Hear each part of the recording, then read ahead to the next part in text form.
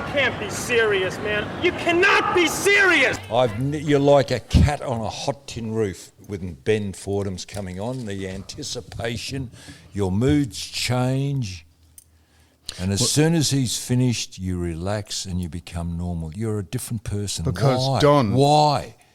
I will tell you, Don, because people around the world listen to this, and Dr. Ben Fordham, MD, Managing Don, he adds a little bit of credibility and substance to the podcast. You bring up potholes and stuff about the council and burning down trees. He brings world views and news to us because he's a top rating along with Kyle Sandilands. He belts... They knock heads about the ratings, and he comes on and gives our show a degree of credibility. He knows words that are over one syllable, unlike your good self. And I speak to him, and I watch you listening to him, and your eyes go around like Catherine wheels. You have no idea half the time of what he's speaking about, but you suddenly say, "Oh, and by the way, Doc." And he says, "I just mentioned that, Don." And you thump the table and you're like a fucking ratbag. So we're waiting for him to come on. Here, have a listen to this, Don. This is people exploiting the system. The police. There is a whole lot of people now signalling as non-binary police officers. Do you know why? Because if you're a non-binary person or you're a female, that is, you're a man pretending you're a woman, you get a $1,300 clothing allowance. I saw that. Oh, you saw that? Mm. So there's now people just joining the police force and saying they're non-binary, and we are actually signalling as women. So give us the $1,300 for buy some dresses or some shorts. Clothes. Or some clothing. So all this is about to rebound on people who think, oh, yeah, let's just fall over backwards to placate and to patronise 1% of 1% of 1% of the community, we're turning it on its ass for no reason. Now, Don. What about your tilt at becoming the Lord Mayor? Yep. What's happening there?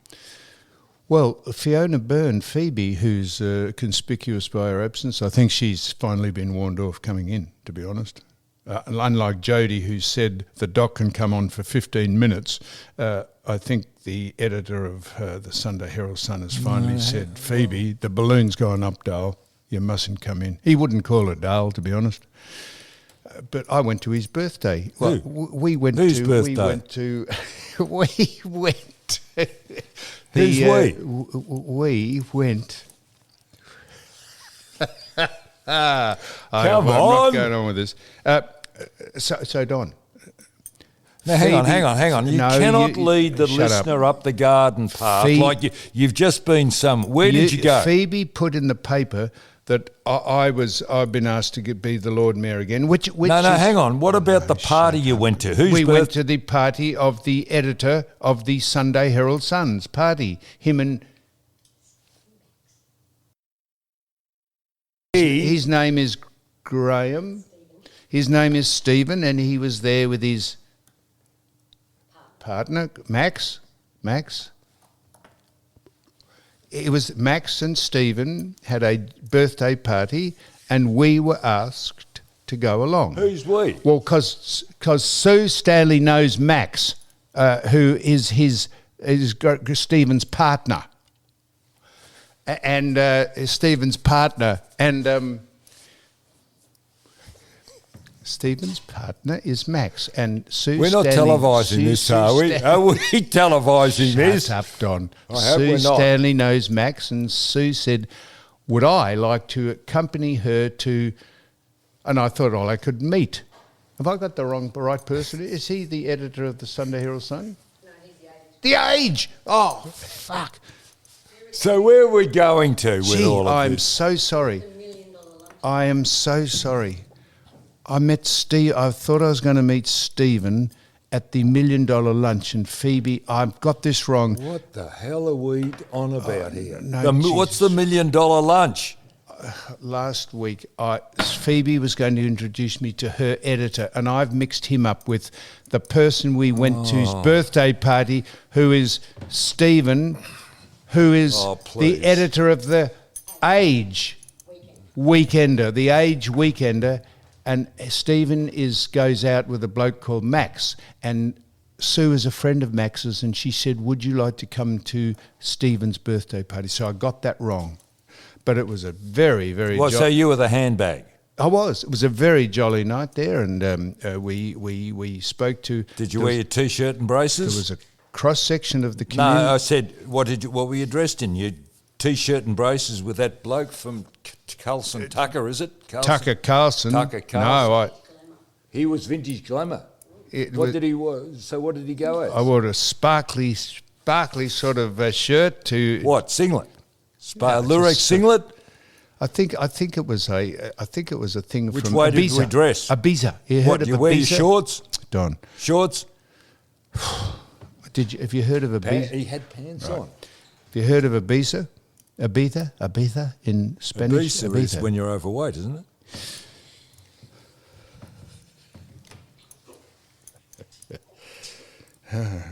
Now, have a listen to this. This is why the world's turning. Do you remember that the Washington Redskins...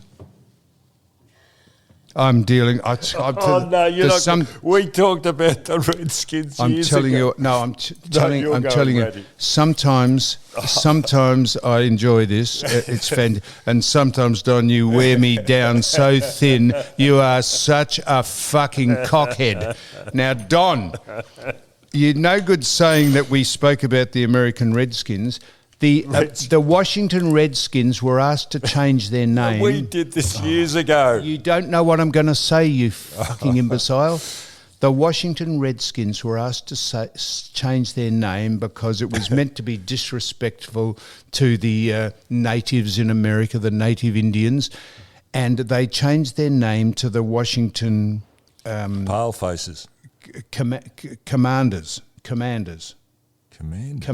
That's what they changed their name to. They're called the Washington Commanders now because they had to take their name, change it. I got it. And now, listen to this. Yeah. The American Indian tribes are now insisting that the Washington Commanders change their name back to Redskins because they didn't find out, they did a survey saying, do you find it offensive? And people said, on the contrary, we think the Redskins is a great name. It shows the heritage, it shows our history, and it has nothing to do with disgracing the Redskin name and being racist about the Redskins. So there's a big push to have the Washington Commanders change their name back to the Washington Redskins because, Don, people are finally getting onto this shit. I had a friend who went to the Northern Territory working.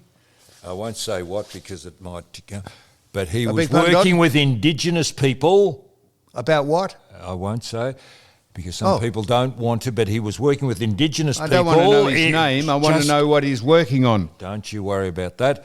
And he was talking to them and they are not interested at all in the voice. This is the Indigenous workers he was working with. And all they want to be is, as they said, quote unquote Australia. Don, what they quote as Australia. I've deliberately said to you that we're going to do a segment on this, and that's one of the main things that's one of the main points of what we've been saying, Don. We are ahead of the curve. I've got to congratulate the ABC over you, Don. The ABC have done a little promo with a number of people playing the drums, which is fantastic. It's been taken from what they do in Europe, but they're singing that song that the Seekers, yes, We Are Australia. Isn't it a very good song? And they've got all the different people who make up our Australia, who are Australians. Very good song. It is fantastic. It is. Every nationality that has immigrated to Australia is there. And of course, that's the point, Don. Exactly. So the Washington Redskins, they're trying to get the name back to the Washington Redskins because the woke bullshit that went on saying, oh no, we can't call people Redskins and you can't eat lollies that are called Redskins. They're starting to work out that this is an absolute fabricated... Along the same line is Captain Cook's cottage cottage in the Fitzroy Gardens. That was an excursion for us when we were young children to go and actually see. Now, they might have a hassle with Captain Cook, but that cottage should remain because it is just fascinating to see a building of that period, how big the people were, to walk in there and have to duck your head and think of it. Gee, there were a family lived in this little cottage. Of course, Don. This is and the this history. is how people lived can't 200-300 years ago. You can't rewrite history. That's the history and of they're this talking about removing it and from the country. Fitzroy Gardens. But when the voice doesn't get up, they will start to push back on all this bullshit. Now, And Don, that is the council, which you are going to be Lord Mayor of, aren't you? Ivan told me, listen to this, and this is one of our things when we're going to do the segment called We Told You. Ivan said that they had a power outage, you know, the lights went out in Perth recently, and people called in sick at the place he works for because no one could power up their electric cars overnight and therefore they couldn't get to work. And this is how it's swinging back, because the Prime Minister of the UK said they're now drilling for oil and gas in the North Sea because renewable energy and the electric vehicle hoax is a fucking crock of nonsense. And we have been saying this, I'm preempting what we're going to talk about, we have been saying this for years, Don, and we are ahead of the curve. I told you my story about the electric fence unit I bought, didn't I? The what, Don? The electric fence unit I bought. I thought I'd do my bit for our environment, so I went and bought an electric fence unit to keep the horses in or keep them off the whatever. You've bought an electric fence. Unit. Jesus, don't It's get tangled run up by in it, Don. You'll end up It is- electrocuting yourself. When you shut up, it's powered by solar. I got it home and the bloody thing wouldn't work because 'cause it's in the sun- middle of winter. Because exactly.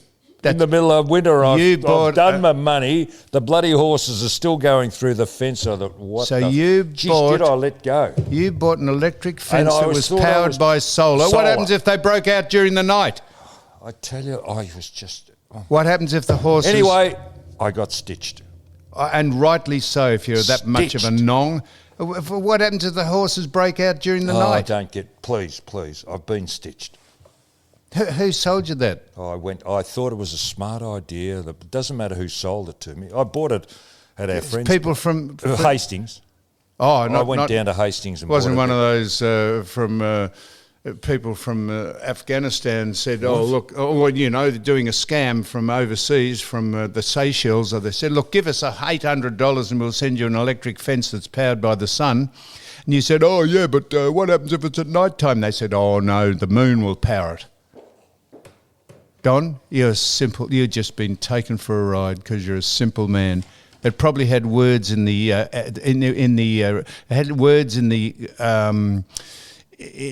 guarantee that were over one syllable, and you couldn't understand them. Perniciously stupid. Wait till Do I you get say on. Matty Johns listen to this rubbish? Matty Johns listens to us. Yeah, he does. Has he got anything else to do? Don, Is he a busy man? Is he a very busy man? He does. I'm going to ask Ben about Matt- his intellect. Did you think Ben would know him? He's a New South Welsh. He absolutely. He hosts. You'd query his intellect, wouldn't you? He hosts Fox Footy. Who? Max Johns hosts the Fox Max. Footy NRL. Did I say Max? I Yeah, didn't Max. say Max Johns. Yeah, Max Did I Johns. say Matt Johns? Oh, Max. you Yes, said. Matt. You wait till I get on onto the perfunctory Have you and ever thought- capricious. I'd like to, or maybe now I'll run it past you. We're waiting desperately for the doctor to ring in. I Don. This is understand why that, and we're doing a fill at the moment. But a couple of weeks ago, and I wondered what happened, Brittany Higgins. Yes. Now, did I get it right or wrong? She's working now for the United Nations.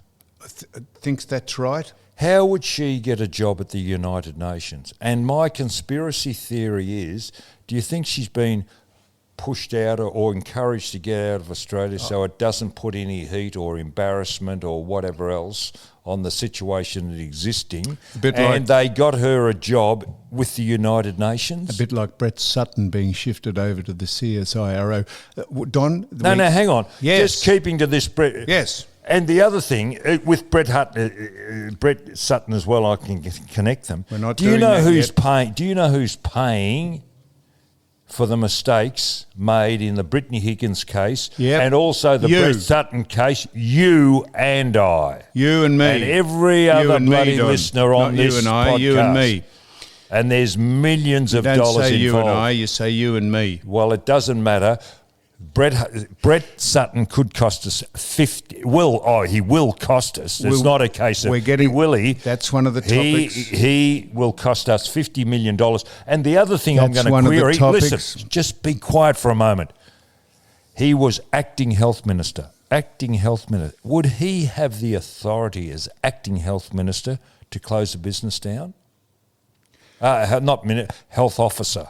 Acting health officer when he closed iCook Foods down. If I may, Don. Yes, John. Very good question. We are going to cover this extensively in the I Told You So segment. Oh. I've deliberately held off iCook Foods and the COVID and the Voice and the Welcome to Country. Come on, Ben, please come on So the phone. we're just filling in time. Please ring in, Ben. He's going to ring in, Don. He's going to ring in. Give Matt Johns a ring.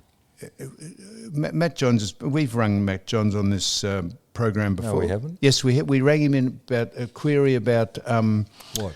About NRL or something. I've got a thing about Alf game at the moment. About what game? I watched it on the weekend. Here we go. Here we go. Quieten down, Don. God, Here we go. Come on. Geez, he's better than Viagra Don. for you and an Here we go. injection. Okay. Doc. Hang on. Once a jolly swagman Fantastic. camped by a billabong. I've told Don. You've got no idea. I've told Ben, Don that you're limited. Under the shade of a will you coolabah tree. I've Are you on drugs? And he sang as he watched and God, waited here he till goes. he's Billy Shut up, Boyle. Don. You'll come a waltzing Matilda with me. Waltzing That's all right, Matilda. Benny, don't waltzing jump. Matilda. You'll come a waltzing Matilda with me. G'day, boys.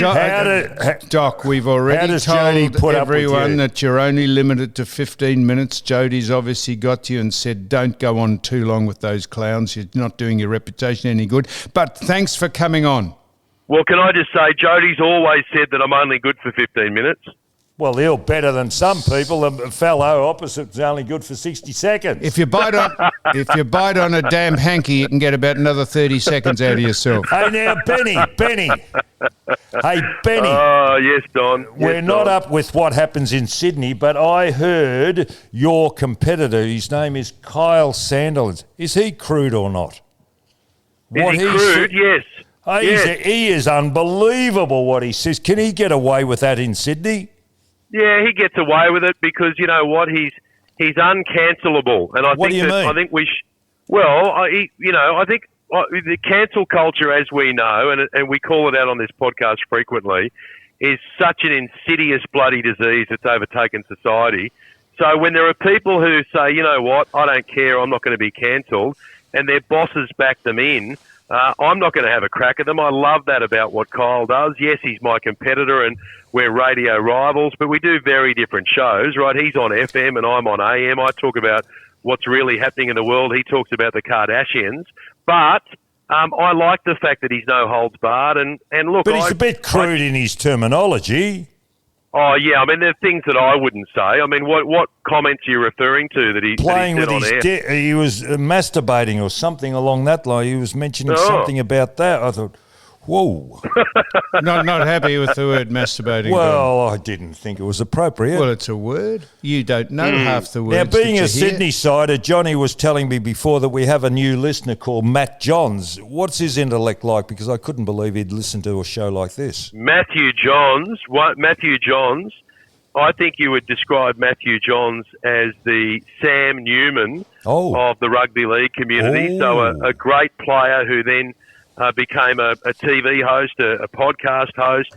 He was on the NRL footy show for a long time, and then he moved to Channel 7 and then to Fox, where he's got a TV show, and mate, very talented bloke, very popular bloke. He also created a character years ago called Reg Reagan. So when society started becoming very sophisticated and everyone would say the right things and no one would say anything inappropriate, he came up with a character called Reg Reagan, who'd have a big beer gut, and he'd always be walking around with a can of KB lager in his hand, and he would just say the most outrageous things. So, Matt's another one who He's a can't star. be cancelled.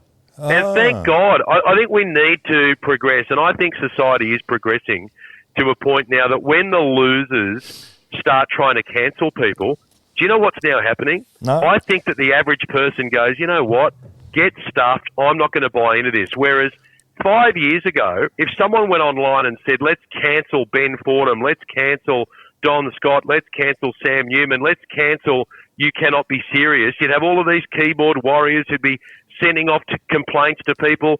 Now I think the average Aussie just goes, hey, listen, we've been there, we've done that, we've had enough of it, it's bullshit. Now, Ben, we make no apology for this, but we are going to do a standalone segment, Don and I, when we finished with you, for very kindly coming on, about the things that we've been going on about for 2 years, with you for more than 2 years, about The Voice, I Cook Foods, electric vehicles, nuclear power, the COVID vaccine, climate change, the corruption of the Victorian government, and Don's favourite subject, potholes. They are all starting to get headlines in the news about all those things, and we have been ahead of the curve on this podcast for 2 years, saying how corrupt and bogus all those things are. But I've got a confession to make. Yes. I now drive an electric vehicle. Bullshit. You got it given to you. No, that's okay. You wouldn't buy it. That's okay. I haven't had the opportunity to share this news with my close family and friends, and I know it will come as a shock to many people considering all of the coverage that I've had over the years about electric vehicles and the challenges you have while charging them. But, boys, I need to confess I'm now driving an electric vehicle. So did you buy it, or is it a sponsor thing? No comment. No, so you've been given it to strive.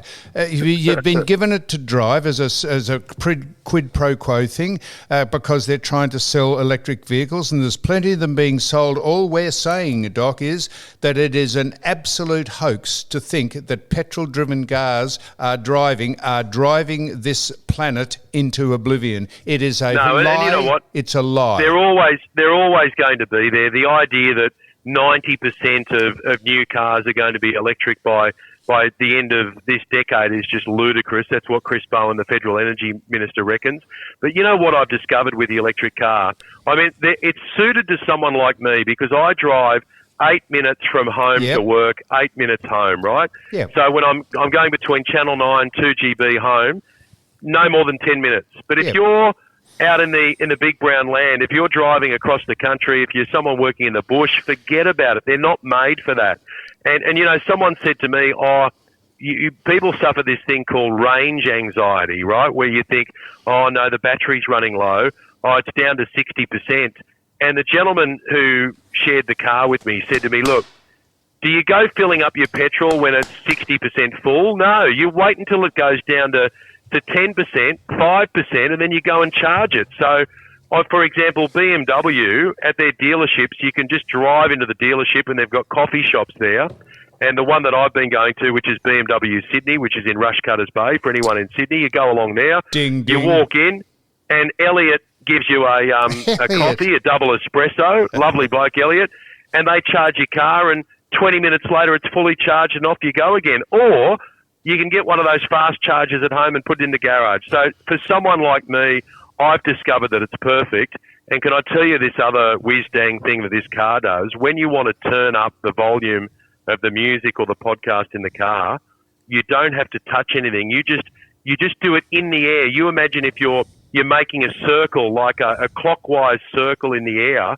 They've got cameras in the car, so when you make a circle in the air with your fingertip, the volume goes up. I mean, small things amuse small minds, and I am captivated by it. So, Doc, the bottom line is you've been given a electric vehicle to drive so that you do exactly what you've just done now. Tell us all about where you bought it and Elliot and how good he is at making coffee. And you've paid for it overnight by actually speaking here on this. They catch fire, the batteries. They are completely dysfunctional when there's a power outage. You can't go more than 1 hour in it in any direction. But if you're happy with it, you can't go more. Well, hang on a moment. I've been driving a thing around for 2 weeks. I haven't had to charge it. You wait. So I said I said you can't. You said you drive 8 minutes from home to work, didn't you? Yeah, but I said an hour. If you drive for more than an hour, you've got to quickly go in and have it plugged in. No, and if there's you don't. 30 people waiting. No, I'll it's be bullshit, realistic Doc. with you. And look, I haven't done a long journey yet, but Exactly. I reckon. Look, I wouldn't want to guess, but mate, it'd be closer to 15 hours than 1 hour that you can drive before you got to recharge it. Absolute not. That is you're being deliberately mischievous. No, I'm not. That's I'll go rubbish. and test it. You could drive and you know from what here. I'll do, Sam? You know what I'll do? I'll find out from PK, my dear friend at BMW Sydney Rushcutters Bay. Elliot? That's BMW Sydney Rushcutters Bay. I'll find out from BMW Sydney Rushcutters Bay just how many hours you can drive when you pick up a car from BMW Sydney Rushcutters Bay. Okay, Doc. So why don't you bring it down here and drive from Melbourne to Sydney, which I think is 9 hours in a car. See how far you get in the car. You'll stop 3 times. Sydney, Melbourne. No. Sydney, Melbourne, one go. I'm not sure of that. All right, well, I'll have an answer for you when I join you next time. So if you go from Sydney to Melbourne in one go, and there's about 4 or 5 or 6 or 7 or 10 cars on the road, and you stop at the only charging station, you got to wait for 4 hours for people to charge their car up. No, we've just had Sam, Ivan. I've been a skeptic.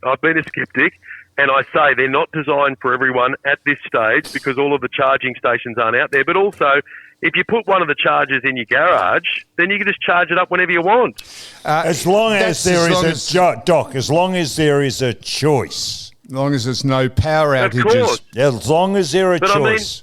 It's a bit like your mobile phone. You know, you charge it up, it's fully charged, and then when you need to charge it again, you put it on the charger. Okay, well, that's fine. So what happens when you're asked to turn off your air conditioners because there's been a power shortage, because the grid can't keep up with it, and no one can charge their cars because they run off the power grid? It is an absolute furphy, Doc, and if you're enjoying it, good on you. You've got it for nothing. I bet you wouldn't have bought one if you had to pay for it yourself because you save on fuel and all that, but that's fantastic. But I'll tell you, when I was given a car to borrow, it's not mine, it's to borrow, they did say, oh, you don't want an electric, do you? And I went, no, I do. I want to try it because when I talk about things, I want to know what their shortcomings are, what the advantages are. So I'll keep on testing it, but I've got to say, so far it's been good. But on the wider issue of the transition to renewable energy, I've made the comment before on this podcast, you don't jump off the boat until you reach the shore. No. And what's happened in Australia is we jumped off the boat too early. Well, guess what's now happening? I saw yesterday outside the Victorian Parliament on Spring Street, you had all of these farmers bring their trucks into Spring Street, and they were beeping the horns and they were hollering outside Parliament because they have to now deal with the renewable energy transition, and farmers in New South Wales are doing the same. I had the Minister for Energy in New South Wales in the studio this morning, and I said to her, would you like it if someone knocked on your front door and said to you, listen, we're putting these towers in your backyard that are as tall as the pylons on the Sydney Harbour Bridge, and if there's a lightning strike and it catches fire, then your whole house is going to burn down and your family's going to be in danger? She said, of course I wouldn't, but that's what they're doing to farmers at the moment. And they don't have a choice. Even when the farmers say, no, can you put the lines underground so it doesn't damage the value of our property? The government says no. And, you know, it's like on the castle, right, with Darryl Kerrigan, where someone comes along and tells you what to do with your land. You tell them to go and get stuffed. Now, Doc, I know you're on a time constraint here, but you said, has Albanese read the full statement on Uluru? You've questioned him on that, have you, about what he said about Ayers Rock or Uluru? Yeah, so this is the story, right? The Anthony Albanese is always saying that what we're doing with The Voice, this is not his idea, this is not his product to sell. He said on 60 Minutes on Sunday, he said this is something that Indigenous people have asked for, right? Now, there were all these meetings leading up to this Uluru statement being prepared, and in the end, there's one page that's signed by all of the delegates, and behind it are another 26 pages of kind of background notes and other ideas that came from Indigenous people about what they want after The Voice, including reparations, which is compensation. So Neil Mitchell interviewed Anthony Albanese yesterday. It's on a podcast that Neil's got out. And on the discussion, when he gets to the Uluru Statement, Neil says, so what about the other 26 accompanying pages behind the signed one-pager? Anthony Albanese said, I haven't read it. I haven't read it. Why would I? Now, we're being told that we need to listen to Indigenous people, right? This is what Indigenous people wanted to say in the lead up to the Uluru Statement. The Prime Minister hasn't even read it. So when it says in the supporting documentation that Australia could pay reparations to Indigenous people, it could be calculated based on a percentage of our GDP and all sorts of other stuff to do with treaty and truth-telling and everything else, the Prime Minister of Australia has admitted to Neil Mitchell he didn't read the document. He hasn't read the document. He even said, why would I? Yep. So if you don't want to listen, it's an extended interview with Neil. If you don't want to listen to the whole thing, and I encourage you to do so, you can go to Neil Mitchell on your podcast app and you'll find the 1 hour interview. But otherwise, go to my podcast, just search Ben Fordham. It's up there right now. And I've got that moment in the Neil Mitchell interview where the Prime Minister says, I haven't read it. Why would I? Well, mate, if you want to change the Constitution and you want the whole country to come along, do your bloody homework and read the documents that accompany the Uluru Statement from the Heart. I think it was gobsmackingly bizarre that the Prime Minister made that confession to Neil Mitchell. His advisors must have been outside the studio tearing their hair out. I mean, how crazy. The bloke's always on a plane somewhere. Yeah, why not wouldn't you wrong. take the 26 pages along? Take the 26 pages, or I don't care if it's 180 pages. If you want to change the Constitution, and that means that it's then almost impossible for us to take the voice out of the Australian way of life, because once it's in there, it's in there. You'd have to go to another vote to have it taken out of there, and that's unlikely to happen. That was Please, a very defining moment in this whole argument on The Voice. Very defining moment. And there've been a few of them. I mean, there was the interview that I did with Albo a month or so ago when he said, no, it's nothing to do with... Patricia Cavallis down here on the ABC. That was the following day. Nothing to do with treaty, nothing to do with treaty. And then we see him in a T-shirt with treaty written all over it. And he says, well, I was just at a concert. Well, yeah, but mate, you've also committed to the Uluru Statement in full, which is voice, truth, treaty. So don't go being tricky with your words and then saying, oh, no, this has got nothing to do with it. The voice referendum at the end of the year is only about a voice. Now, but after that, there's treaty and there's truth. You can't deny it. Now, can we just change the subject for a moment? Because do you appreciate the city that you live in? Because a worker and a teammate of mine, Ian Payton, went to Sydney, accompanied his wife in the... what is it, the marathon run they have up there? What is that called? Yeah, Sydney to Surf. Anyway, he was up there for 5 days. He came back with just glowing compliments about Sydney. He said it leaves Melbourne for dead. And if anybody, In which way? In which way? Well, I'll go through it. The trains. Very, very clean. The walls, the floors, they're double glazed, they're quiet, and they're double decked. He said they were unbelievable. The coffee shops, you got coffee shops on just about all your stations, which we don't have.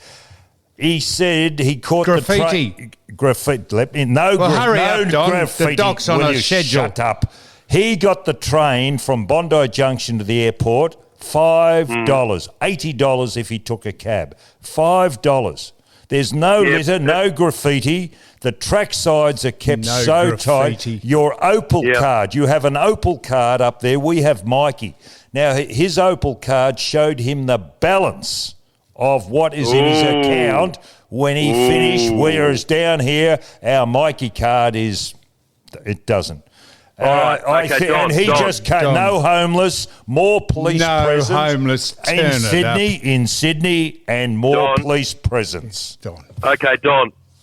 Have you ever heard the expression, the grass is always greener?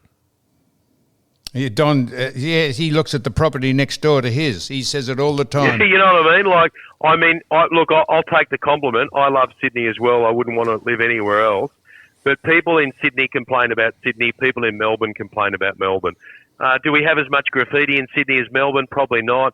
Do we have just as many homeless people? Yes. Do we have public transport issues? Absolutely. So, look, I'll take the compliment. And just on the issue of the homeless people, that lady who was sleeping down near the beach, how's she going? She got a tent now. No, she hasn't. She has got living in a tent. I drove past her this morning. She I didn't is see living in a tent. And if you stand by, she'll have a little prefab home there shortly. She'll have a carport and a garage and everything. It is a disgrace. Well, what you don't know is that, as I've told you, her name is Cynthia, and she does listen to this podcast because she's got good Wi-Fi there. So, Cynthia, you just keep on doing your thing. You've got my support. She's got a dish up on the. She can get Foxtel now. Doc, you might be surprised. Neil Mitchell is about to enter into negotiations with his station 3AW, and you want to be just listen to this podcast. You'll be very surprised at what Neil Mitchell's going to do. I know he's the number one man here, like you are the number one man there. But I speak to All Neil. right, well, you just keep an eye on what Neil Mitchell's going to do, because you might be surprised. I don't know what he's going to do, but I'll let me make a few predictions, and this is just me just having a bit of a guess, right? You've mentioned a couple of radio ones today. The suggestion that Kyle and Jackie O in Sydney could be broadcast into Melbourne, and that would be on Kiss FM, where currently you've got Jason Lauren, who are both really good people there on Kiss in Melbourne. My tip is that won't happen. I don't think Kyle Sandilands and Jackie O will be broadcast into Melbourne. And on Neil Mitchell, you know what? I wouldn't be surprised if after the record run that he's had and the incredible career that he's had, I wouldn't be surprised if Neil Mitchell just went, you know what? I'm sick of dealing with Daniel Andrews. I've won all the awards. I've been number one forever. I wouldn't be surprised if Neil Mitchell decided, all right, I want to spend a bit more time enjoying myself rather than dealing with Chairman Dan the whole time. What an extraordinary piece of perception, Doc. This is why you get the big bucks, because you're a star. And I said to Don, he says, oh, you get nervous when the Doc's coming on. I said, the Doc's the only person that gives this show some credibility, and as opposed to the crap that... so anyhow, and Doc... listen, how excited are we about the Matildas tonight? Oh, wow. We just had a couple of great moments on radio. We got the last tickets that we've been giving away, right? And so I gave, it's a double pass to this lady who called in, and she yelled out, "Holy shit!" And of course I didn't have time to hit the dump button. So anyway, that's up on the podcast That's too. Kyle says that every other word. Now, I just want to quickly tell you this, and I've said this to Don. If you watch the Matildas beat France, and at the end of it, Sam Kerr went to walk over to the French contingent, and the cameraman or the producer went to a shot of fat, sweating people in the crowd with face paint on. If ever someone should get sacked, didn't you want to see the great Sam Kerr go over and do what she was probably going to do, show great Australian sportsmanship, sportspersonship, and say, we're sorry, good on you, good luck, whatever. We never saw it, and if you don't know how to capture the emotion of sport, you shouldn't have a job. Yeah, well, they do tend to do a bit of that, and I know that you've had a bit of a gripe about this for some time when you cut away to different shots and crowd shots and everything else. You want to see a little bit of that. You want to see it all. But the trick with it, for example, the trick is in a penalty shootout, you want to see some nervous people in the crowd between the shots. I'm not saying... So when the shots are happening... I'm not talking about that, Doc. No. At the end of it... No. I get it. But when the key moments are happening... Whether it's Sam Kerr offering congratulations or whether it's some huge moment, you want to stick with the stuff that everyone wants to watch. Of course you do. And you know what? This is the podcast that everyone wants to listen to. And I would just encourage people, if I can. I've been plugging a few things today. I understand that. Yeah, and electric it's probably vehicles against the rules. from Elliot. But if you want to listen to my podcast, then feel free. Just search Ben Fordham and follow me. Leave a message on there. If you call me Doc on the messages, I'll know that you're one of the great listeners of You Cannot Be Serious. And one of the great things that I have, as I've told you before, is bumping into people and they say, "G'day, Doc." It's just like, that's when you really appreciate the spread and influence of this podcast. It's amazing how many people listen to it. And it's just great to be Well, here. go And out with I a love song, you too. Doc. Go I out with love a you. song, Doc, please. Well, can we all just think about the here we go. Matildas tonight as we say, Whoa. and he sang as he watched and waited till he's Billy boiled. You'll come a waltzing. Sing dong! Matilda with me. Go the Matildas! See you, boys. Good on you, mate. All the best. Bye-bye. Love you. Bye. Well, now he's off. He's off. You happy? Well, aren't you happy? Did that? No, you happy. You now can come back and you won't be uptight. You'll be just normal Johnny. Don? Whereas it was uptight Johnny earlier, and now you're so relieved. Now, have you watched much TV lately? Don, well, quickly, because we're going to come back with a segment, We Told You So, before the guest we interview. Quickly. We've had a plethora of sport. It has Plethora? been, yes, it has An been. overabundance of white corpuscles. That's what plethora means. Go on. Basketball, it was on the other night. Australia were in a warm-up game against Venezuela. We've had the swimming, we've got soccer. It has been fantastic television. There is nothing better than watching top sport. Okay, well, I'm glad we waited for you to tell us all that, Don. So we're now going to come back with What? We Told You So.